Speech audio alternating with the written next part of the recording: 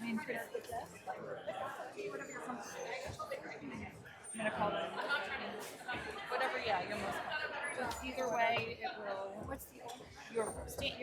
You're first. You want to go here, and then hi, and then.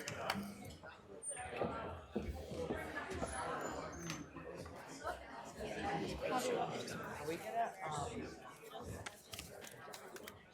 are we gonna work it? Are we gonna ask questions? Or nobody else is going to stand up and talk. I'm fine with that. Do you guys want? I was What gonna do you try want to to. do? You want her to ask questions or just stand up and talk? Everybody else Fine is with just. the questions, whatever. It really doesn't matter. Yep. What do you want? I can't get down that way. To be perfectly honest, gonna go this way. a lot of, I can sort of, with the slides, I can sort of work my way through some of these issues. Because I was gonna start bucketing them. Because I was like, I'm so used to the clicker. Like I couldn't Yeah, ask they're all you, what's the related to zoning one changes? another. You can try it if you want to see what. Yeah, you want to just lump it all into one sort of thing, and I So I'll can just introduce you guys and then you guys will just go. And I'll see it here. Everything comes up here. whatever. You don't have, everybody's looking at the screen. I know. I'm. You're right here. That's good. I used to do it that way. I know. But I'm gonna have to switch. Okay. Thank you. You have a minute for a bathroom break? Yeah. So I'll introduce you. We'll just transition over. So Jessica.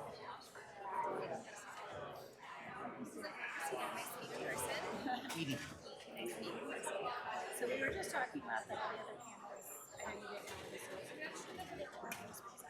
Yeah, it's gonna stick to that. So we're gonna run through Edie, Mike, and everyone that had a slide. Nope, I don't. Do you? We have 3 slides. Yeah, so it's a mix. Yep, we have some slides and they're all here. So I'll just introduce all of you like Tiffany did, and then I'll turn it over. And when I'm finished, No, Mike. You introduced Mike. Mike is going to sit. Okay. So we sit in order, then goes to teams. Oh, well, you're introducing that. So you can turn time for discussion. I will, but if you guys can, yeah. So we're already. Yeah. So we're already 10 minutes in. So how long should I have? I think that 10 minutes? 10 minutes each. Get us through the whole Okay. thing. I see 10 minutes. I won't be coming. I can wait 10 minutes. Yeah. It's down here. We have 2 years. So you can actually have a little bit more than 10 minutes each. Because we have 50 minutes. So we'll see what's story. So what time should you do? 10 minutes. All right. Questions. Yeah, it'd be nice to do 10 minutes.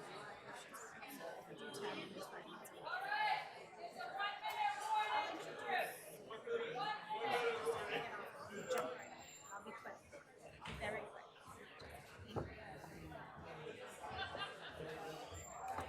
right, well, you guys made my job much easier, not just. Yeah.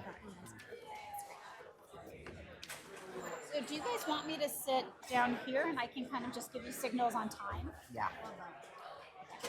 Oh, You're here or there, wherever. Mike's gonna sit here, right? No, Mike's sitting here. Because he's second.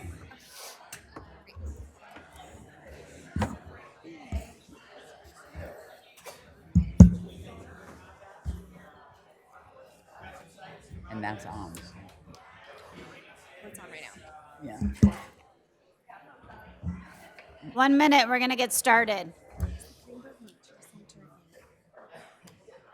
This weekend's Mother's Day. It's great. Yeah. It's really beautiful. Yeah. Probably on the weekend.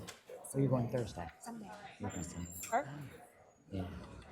It's okay. Maybe not because it's Mother's Day. All right, here we go. So last panel of the day, you made it here.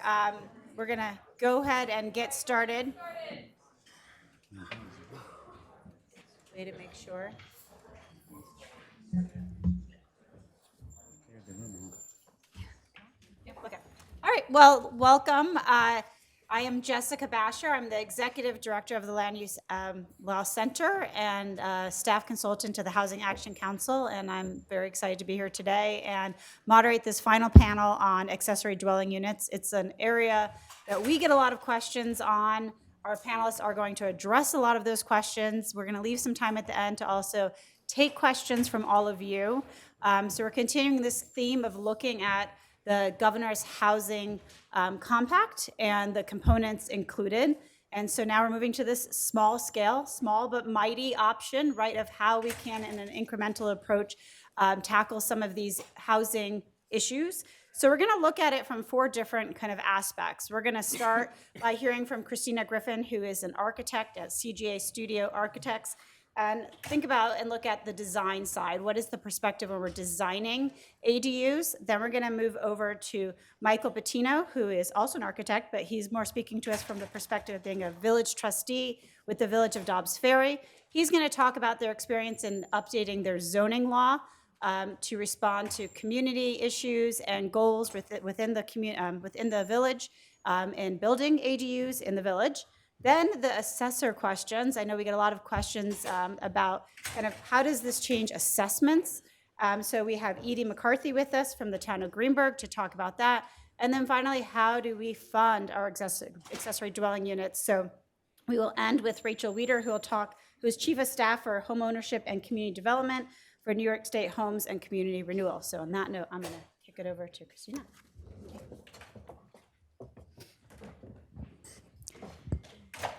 Thank you for that introduction.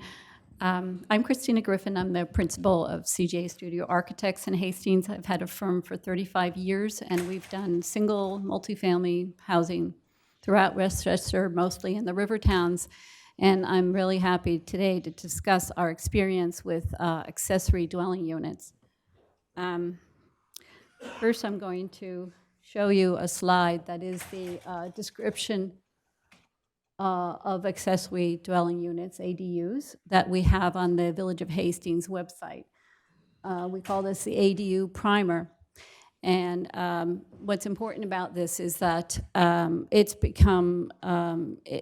bringing more awareness to the public of the opportunities that they have for creating a secondary home on their property. I'd like to start out by saying that the significance of ADUs has a lot to do with changing the way the single-family zone exists in our villages. I know from experience, a lot of our larger projects, they can take up to 5 years to get approval for multifamily buildings, and there's a lot of resistance, there's very little opportunity, there's not a lot of land available, especially in Hastings. So if we look at the single-family zone, one thing we need to really understand is that this is most of the privately owned land in Hastings and many villages in Westchester is zoned single-family. So if we want to increase our housing stock, we should really look seriously at that zone. The accessory dwelling unit regulation actually provides an opportunity for someone to add an accessory apartment in their own home. It uses existing housing stock, but increases the number of units, and also, of course, decreasing the housing cost by providing rental income either to the homeowner of the house.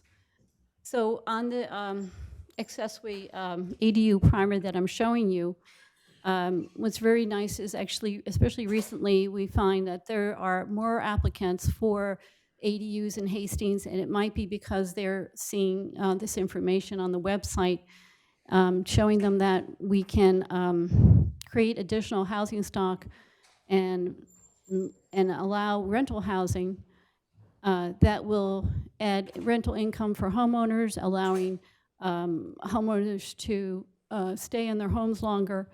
Also, it appeals to empty nesters who are downsizing, and it also allows the homeowner to move into the ADU and then rent out their home if they'd like. The next slide This is just a summary of our accessory dwelling unit regulations in the Village of Hastings. This regulation began in 1995, 28 years ago, so we have a lot of experience with this. It originally started out as a limit of only 25 units would be approved in the village. It's now been extended to 50 ADUs, and I think it's possibility they're going to decide there will be no limit. The minimum floor area is 300 square feet. Maximum floor area is 33%, and no more than 2 bedrooms. Now, the idea of 33% came from taking 1/3 of a two-story house, because almost all of the ADUs that we have in Hastings are in the basement of a house. So it encourages people to use that basement for an ADU. The owner of the single-family house has to be located in either the house, the main house, or in the apartment. The regulation requires that we have a usable off-street parking space, 1 per bedroom for the accessory apartment. And by the way, many of the projects that are ADUs have been granted waivers, especially for parking. And the zoning board and planning board has provided waivers for parking on the street for an ADU apartment. No exterior changes shall be made to the building in which the accessory apartment is located. The idea behind that is that the village is trying to keep the character and the appearance of a single-family zone. So the idea is that there will not be a huge aesthetic and physical change in the community. And the planning board actually is the agency that will review and approve of a proposal for an ADU. And then the next item is that the accessory apartment, they have to decide whether it would not adversely affect the single-family character of the neighborhood. We have 25 ADUs. We have 2 or 3 pending right now, and we used to actually we had 30 at one point, maybe 10 years ago, and then people sold their houses, and then they some of them were taken out of the house. But now we're back to, and we went down to 18. Now they're at 25, and now we're increasing the count. So today I brought 2 examples of accessory dwelling units that we designed for residents. And this first one is a very small lot. Start with the small lot, which is 0.13 of an acre, 6,600 square feet. And there's a driveway on the left, no garage. The house, this is the layout of the apartment. I think some of this got blanked out, but this is just showing it on the basement level. There's a section of the house that is storage, mechanical, and the rest was made into a 1-bedroom apartment with access from the side. This client was a journalist, and she was a single mom, and she had, we renovated her house and created a 3-bedroom, 2-bath main house, and then after that, we renovated the basement to create a 1-bedroom accessory dwelling apartment. And after, these are some photographs of the house. After her daughter went to college, she moved down to the accessory dwelling unit to help her to afford the taxes and to keep residency in the Village of Hastings and reducing her housing costs. So, these are just images to show this is a very modest home. It was, I think, total of 2,800 square feet, but the main house was about 2,100, and the accessory dwelling unit, 660 square feet. And of course, there's mechanical outside of that square footage. This is the front of the house. It's on a busy street, and even though it's on a busy street, if you look at the photo to the upper right, this is looking out at that busy street, and they got a waiver for allowing parking of the car for the one-bedroom ADU below on the street, and they really nicely landscaped it for privacy. Lower left corner is the outdoor space. We actually have a deck for the main house and an outdoor patio for the lower unit for the ADU. And then the lower right is the entrance to that ADU off the driveway. The village gave approval for the ADU, which required a waiver to parking that was not off-street, but on the street, and a waiver to impervious coverage to allow an outdoor space for the ADU unit. And I met with the building inspector recently, and he has said in his 10 years of working in Hastings that every waiver requested for the accessory dwelling apartments have been granted. This is another size lot in the single-family zone, much larger lot, 34,000 square feet, almost a little more than 3/4 of an acre. Probably this house was built in the 60s. I'm showing you the site plan because just like the other house, there really isn't any, the off-street parking options don't meet the code. In this case, we were able to get the parking next to the house, but it doesn't meet the side yard setback, so we needed a waiver for that, which is granted. And this is the floor plan of the basement level. They actually had a big open basement, and it was easy to make this into an accessory dwelling apartment. And this was done for a family where the kids were in college. They wanted to continue living in Hastings, so they were able to create a 2-bedroom apartment down below. The area of that apartment was 33.5% of the whole house, and at the time, Hastings required that the maximum would be 25%, but they granted a waiver for the area being higher than required, and actually now the requirement was raised to 33%. Okay. And these are just photographs. This is just on the left. This is a house built in the 60s. It's about 3,200 square feet. The picture on the right just shows how we tucked in the parking. It's in the side yard, but the Village of Hastings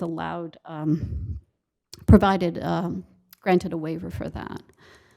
So I'm going to go back to my ADU primer, in case you'd like to have it up. And I'm going to introduce Michael Patino, who is an architect and a trustee for the Village of Dobbs Ferry.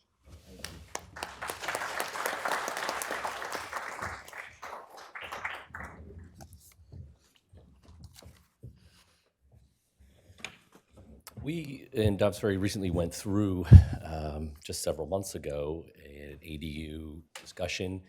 Ultimately, our local law passed in July of 2022. So a lot of those conversations about the details are fresh in my mind, and I will go through those in part what we ended up with, what the community concerns were, what kind of compromises we had to make, and how I think those are ultimately negatively impacting how ubiquitous ADUs are and will become in Dobbs Ferry. So I have, let's see, slide here. Just click all the way through.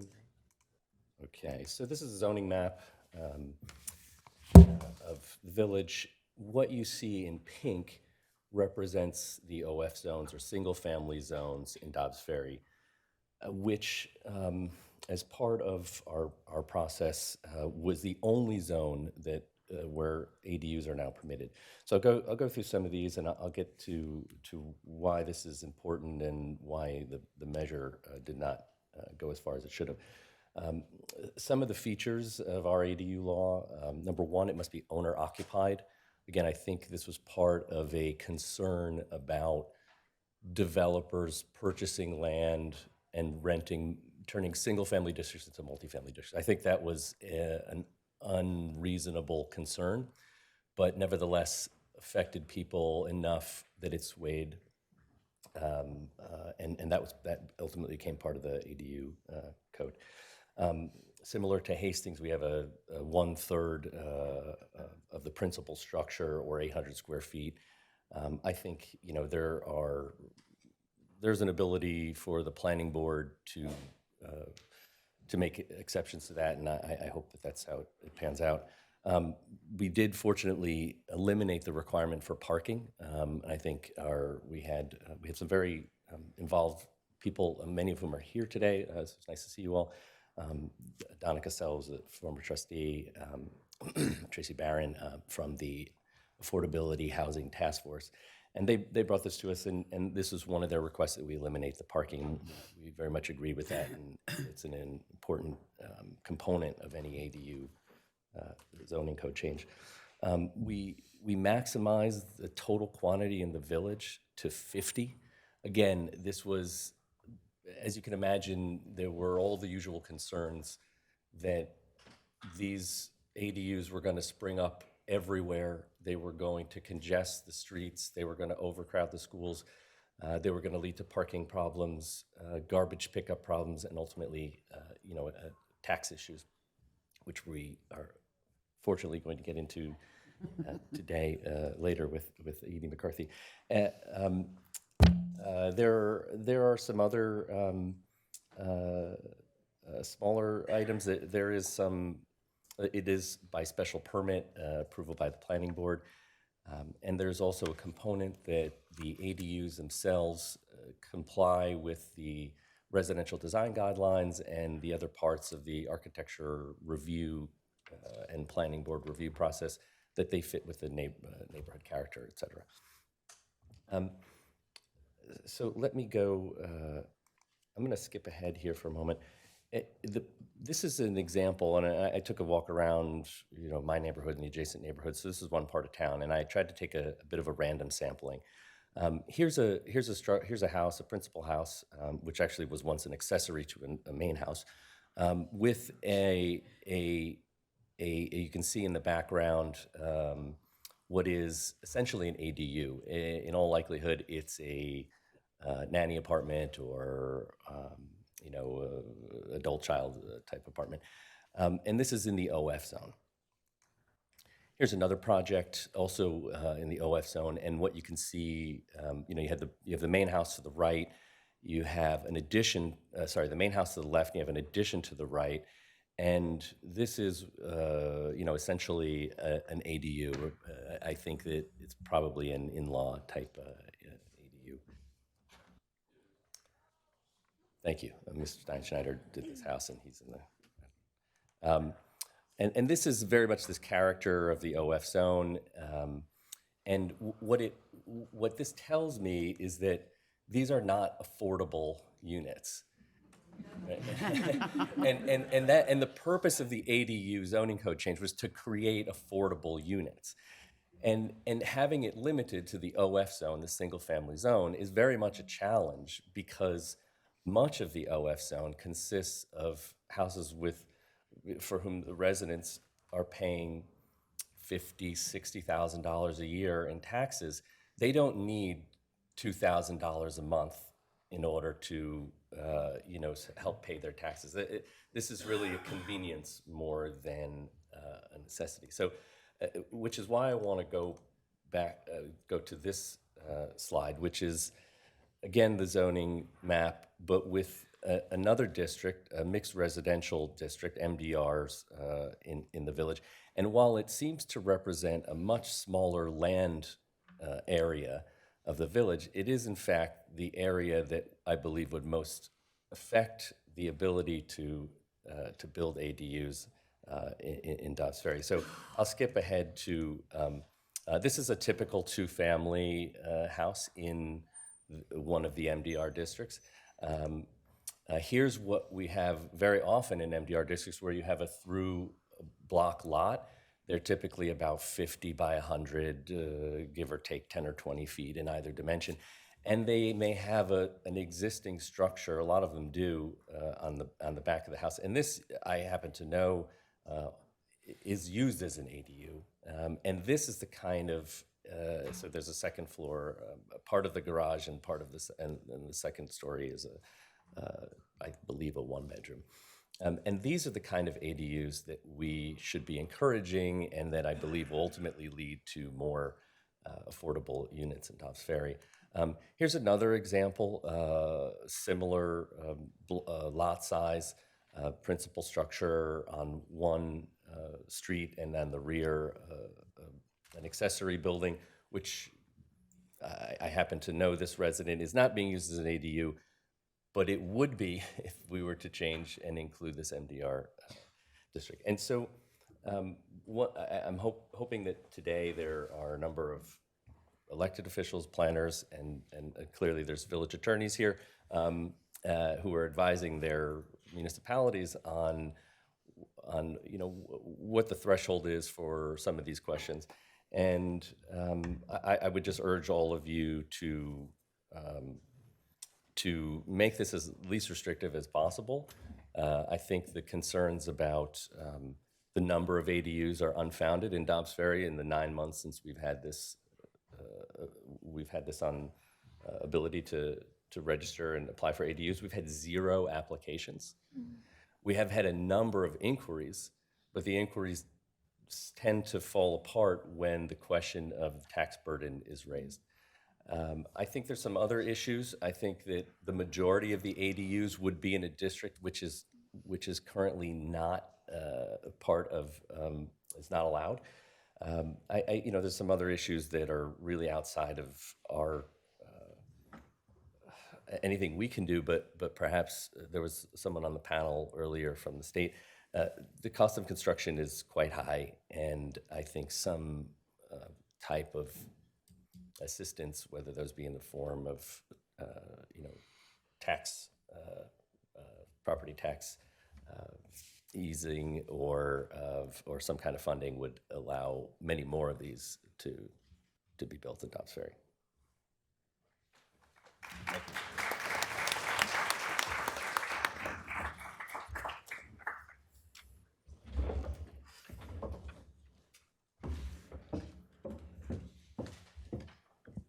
I was actually going to stay seated in case anybody threw anything at me. I could duck. Hi, my name is Edie McCarthy. I'm the assessor in the town of Greenberg. For those of you who don't know, we cover the 6 villages. I'm not going to say them because I always forget one. So there's 6. So before we get started, I have a quick question for Mike. So could you, after this session's over, send me the addresses of those to make sure I have them on my records? So now I have a couple questions for you before I actually get started. Oops, sorry. How many of you pay property taxes? And how many of you think you pay too much in property taxes? Okay, and really, is there anybody in here that has an ADU on their property? In their property? I knew that. I have you, I taxed you.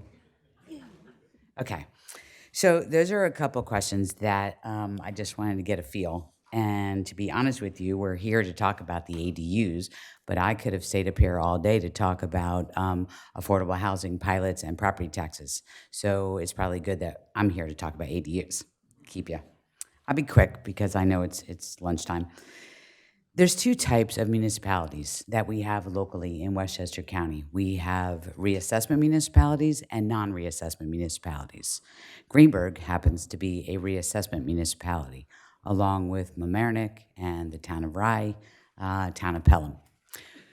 Other ones not. And the reason why I break that out the way I do is because the reassessment municipalities are governed under different rules, regulations, and procedures by law than non-reassessment municipalities. A quick example is in my jurisdiction, if somebody takes a building permit out to apply for an ADU, um, be it a separate building or in a basement or attic or what have you, then I would go in, once I receive that building permit, I would go do the physical inspection of the property and reassess it. Sometimes it goes up, sometimes it doesn't. Very rarely does it go down. No, I'm just kidding, just kidding. And I would reassess the entire property as a single-family house with an ADU. We'll talk about that in a minute. In the non-reassessment municipalities, assessors' offices can only go in and reassess what the building permit was allocated for and add a contributory value. So you have the cost of the improvement and a contributory value to the property as a whole. They can't go in and reassess the entire site, okay? So I wanted to talk real quick about 5 topics that I thought would be of interest to you today. What happens to the values of these properties with the ADUs? How are they valued? Are there any exemptions available currently? And what happens to exemptions that are current on the records right now? And what's the difference between an ADU and a two-family? So we'll start there. ADUs and two families. ADUs are not new. They've been around forever. In my world, as assessors, we used to call them mother-in-law suites. Architects, I'm sure, call them something else. Realtors might call them something else, but that's what we call them in our profession. So they've been around forever. The new concept here is that they're being promoted, good word, to help offset some of the costs incurred so people can stay in their houses. We know we're really talking about offsetting the property tax cost, right? We all know that? Okay. So that's that's an ADU. The two-family homes are typically larger in size. In my world, they're larger in size. They are predominantly rented out, both sides, both of the two families. Some of them are owner-occupied one side, rented out on the other, to help offset some of the costs. But that's the biggest difference. And the ADUs are much smaller, typically. Think about this question. Would you guys pay more if you were looking to buy a house? Would you pay more with an ADU or just as a single-family house? The answer is it depends. I teach a lot, and that's the answer I give all my students, always. It depends. It depends because it's buyer-specific. So most of you are looking around for a single-family house. You're typically not thinking about, because we're all so young, right? And our parents are young. So, yeah, that was funny, I know. But we don't think about our parents are going to end up living with us or we're going to have to rent it out. It's just happening. It's the way that the market is changing. So the answer is actually it depends. Does it necessarily increase the assessment to increase the property taxes? And again, that answer is it depends. Most of the time, yes, it will increase the assessed value. Sometimes minimally. Think about this. We just talked about several of the units converting their garage space to an ADU. The assessor goes out, takes a look at it. The garage has a lot of value, particularly in the Northeast because of the inclement weather. So now I value that house with that 2.5 car garage, and now the garage adds value, significant in some places, right? We take down the value of, because you're doing away with the garage, but we're adding the value because of the ADU. So that assessment might change, it might not. It might change because it's only a 1-bedroom ADU or a 2-bedroom ADU. So all of it's taken into consideration when we're going out and we're inspecting these properties for property taxes. The way we do this is we look at properties that have sold within that particular area, neighborhood. We have 6 villages in town, so I would stay within those villages or I would stay within those school districts. I'm telling you how assessors would value the ADUs, but we value your single-family homes the same way. We look at properties that have sold, similar in style and age and condition, things like that. And how many of you have or have ever had a mortgage on your property? Still do. Thanks a lot. So we've had an appraisal done on your house. Assessors do the same thing. We do the appraisals, but we do them on a mass appraisal basis. So I'm going to take all of the properties in the village of Dobbs Ferry and value them based on a computer-aided mass appraisal model. That's the way we do the ADUs as well. We categorize them, and then we value them as a whole. Jumping forward, because again, I can talk all day up here. Are there any exemptions available on these types of properties? No, not at the moment. I know that the governor had introduced some type of property tax exemption. That didn't go very far, but I'm sure she's not finished trying to go that path. So as of right now, there are none. But what I did want to bring to your attention is that there are existing exemptions available to property owners. Veterans exemption, senior exemptions, everybody in this room based on income should have the star or the enhanced star. So the enhanced star and the basic star and the senior exemption, along with the disability exemption, low income disability, are based on your income.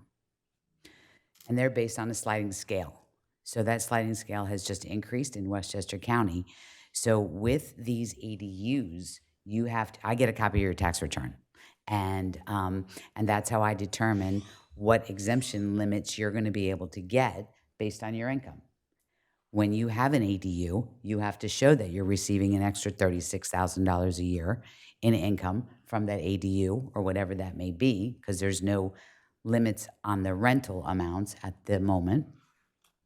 So that amount of money that you're receiving from it, or that one would be receiving from the ADU, could very well change the structure of the exemption amount. So I know that that's not really been talked about, but it's prevalent and it's becoming more and more prevalent. So, because I get phone calls on that all the time.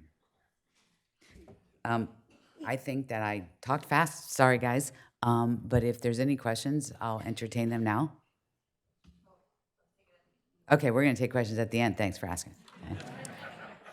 Okay. Yeah, we're going to, one more speaker.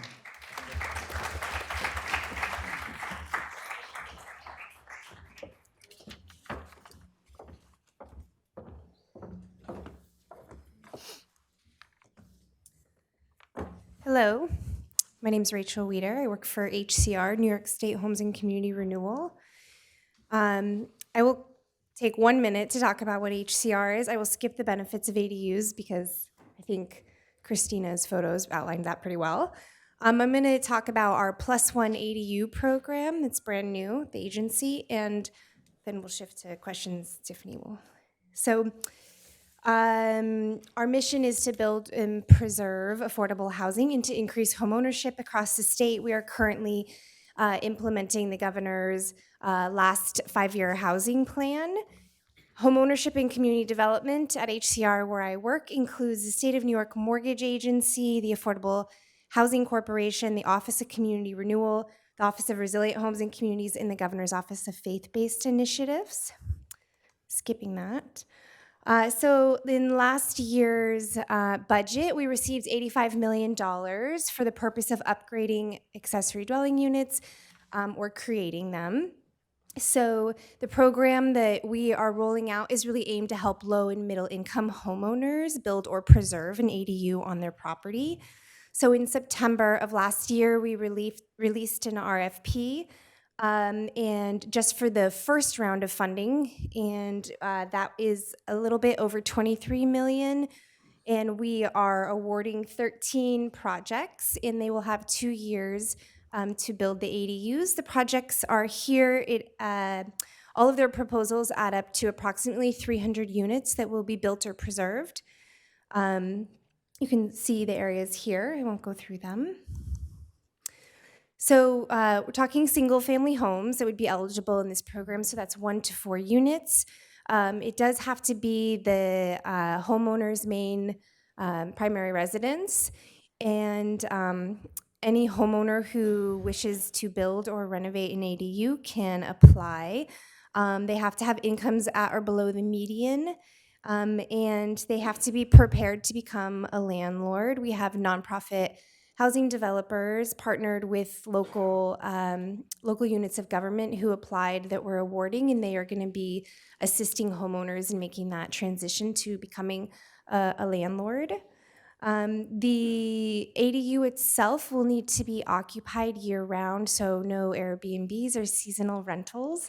But we are not requiring that the tenant pay rent or be of a certain income. So it could be a family member or sort of an informal contract between the homeowner and the occupant in the ADU. And so we have, all jurisdictions were allowed to apply. ADUs don't necessarily have to be allowable as of right. So in a lot of cases, the nonprofit housing developers will be working with the homeowner and the builders to go through variance processes. And we're allowing all types of ADUs. It can be a conversion of a garage, basement, or a detached sort of in-law unit. The sort of services, the program features that are offered to the homeowner is essentially A to Z. They will get aid in selecting an architect, designer, builder if they wish. They will have assistance through all the permitting applications. They will have construction oversight and management. And if they desire, they can have assistance in identifying who the occupant of the ADU will be. And then there will be post-construction monitoring done by our grantee to ensure that the unit is occupied and maintained in a good condition. That's it.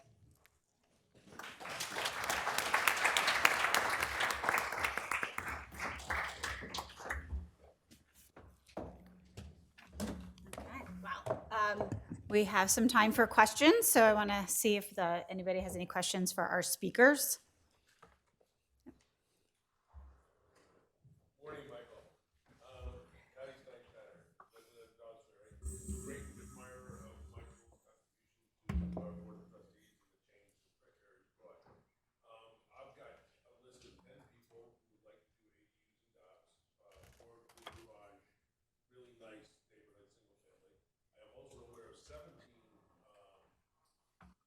what would be ADUs if they were legal in the MDR1 zone. I think it's been a while since I last asked the board of trustees when they're going to reconsider it. I think it was last Tuesday.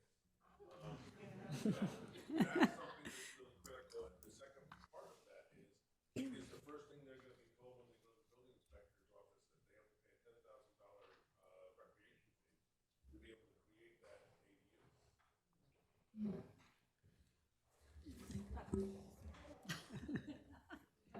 I can't speak for the whole board, but I do have a sense of where we would like this to go. And I can assure you that, at least on my part, I would argue very strongly against requiring the recreation fee. As you also know, we did modify that so that it is a sliding scale, so it's no longer such a burden. But I think the real issue is, if you have clients who would like to do this, please encourage them to permit the ADUs, because we are not getting the kind of response that we thought we would get.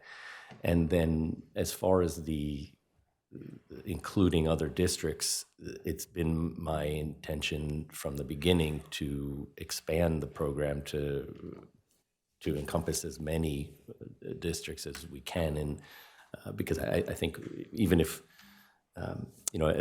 we always model our local laws, relative to our neighbors, and just looking to the south at Hastings, they've had an ADU law, I believe, for 20 years, and they've got 25 or so, 28 years, 25. So really the concern about, too many ADUs is just doesn't make any sense.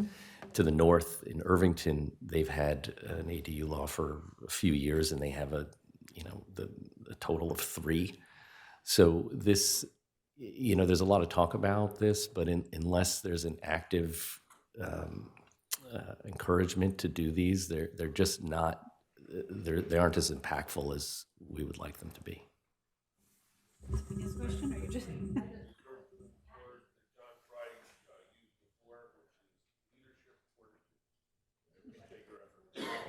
I'm going to add, and I'm going to connect all of the dots together.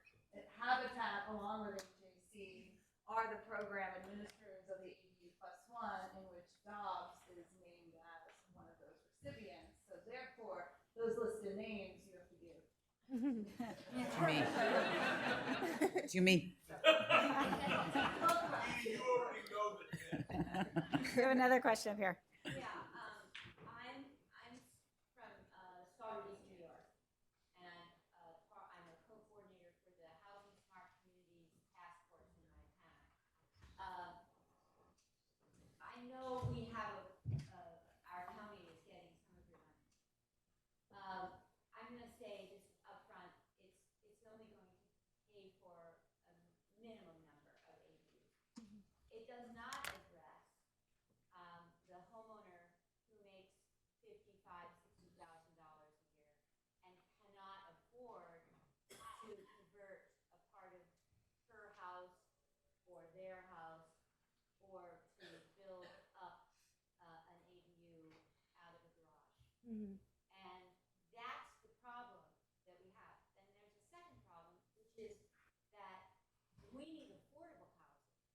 And the ADUs at the cost point do not, at this point, in large, our affordable housing stock.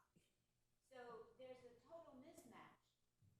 There was a mismatch with the governor's program too, because I didn't hear one person say good cause eviction. The people who were up in Albany fighting for housing were fighting for keeping people already housed in their apartments. And I came here praying that I was going to find financing for ADUs for the lower income homeowner and for the lower income renter. And I'm not hearing it. And I'm sorry, but I felt I had to say that. Yeah, I think that that's understandable. And so let me talk a little bit about the financing, and let me talk a little bit about the low-income homeowner and the affordability. So when we were structuring before putting out this RFP, which is just, less than a third of the money, so we are going to do more rounds. We wanted to learn a little bit from this. We left it open to the grantees who wanted to apply, and they can then set sort of income restrictions on the tenants if they want. They can make the program more stringent than we have at the state. But I'll say that we struggled quite a bit of whether we wanted to give this funding out as a loan, maybe that was repayable, so we could try to build and preserve a lot more units with this limited $85 million. In our conversations around the state, we realized quickly that these are going to be very expensive to build and convert. And so we put the cap per unit at $125,000. And a lot of our applicants are actually looking to give less than that per home to do more homes. We are allowing the layering in of a lot of other subsidies that have lower income targets. So at HCR, in home ownership, we have, many programs, Home, CDBG, AHC. These are a lot of acronyms, but they are a lot of in-place home rehab programs that homeowners can access to make improvements, and those have income targets that are often less than the 100% of area median income that we have set. So I'll say that we understand it's very hard for homeowners. If you don't have equity in your home, you really can't take out debt. And if you don't have savings in the bank, or you don't have an income that can support the increase in real estate taxes, then you're really not going to be able to afford to build these. And we understand that, which is why we want grantees of this program to really access a lot of our other resources and layer that in to try to meet lower income targets. Last thing I'll say is that in this first round of the Plus One ADU program, we are strongly encouraging all of the grantees, the 13 project grantees, to prioritize low-income tenants. But we really wanted to leave it open to the option of housing a family member. But we've asked them, if they get more applications and they can fund, they have to prioritize low-income tenants. So it's not perfect, but yes. Another question? One more question. Okay, over the back. Yep.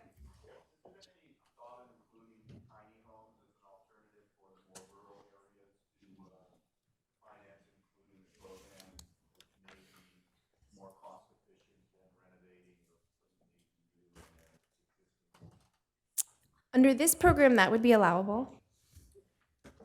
The only restrictions we've set is that, it has to be done through the proper building permitting. So if the town is allowing, I don't know if you're referring to like modulars or prefabricated tiny homes to be brought in, or just something a little, yeah.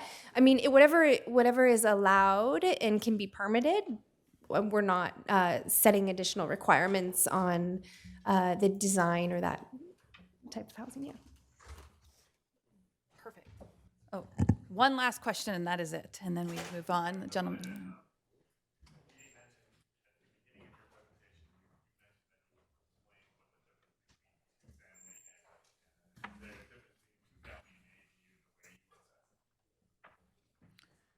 So the question was, what is the difference between a two-family and an ADU, and how it's assessed? The two-family is typically larger in size, and so there's three approaches to value that assessors and real appraisers are mandated to look at. It's the cost approach, the market approach, and the income approach. Because there's a market for two-family homes in the area, we would typically look for sales of similar properties. So because the two-family units are typically larger than the ADUs, we wouldn't compare those two. So when we're setting a value for an ADU, we'll look for a single-family home with an accessory dwelling. Could be attached, could be basement, could be, attic or a separate building, but it still would be considered an ADU. And they're typically smaller than the two-family homes, so that would differentiate the values. Perfect. And we actually have, I want to say there's a table from Sheltainer Homes out there as well, if you'd like to look at some of the modular, units being created and what they can do. So I just to tell you that they're out here.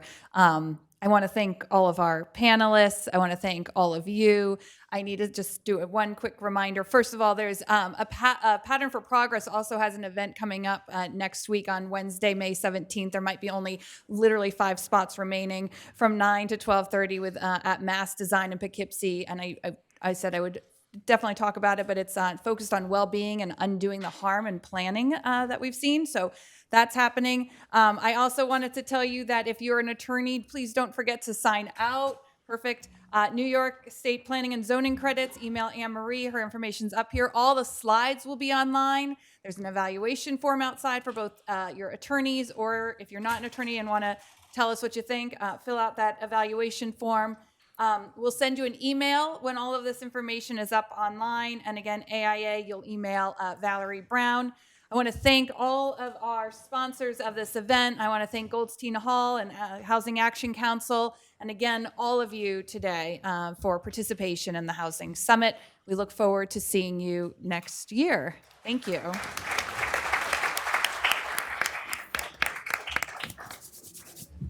You did an opening.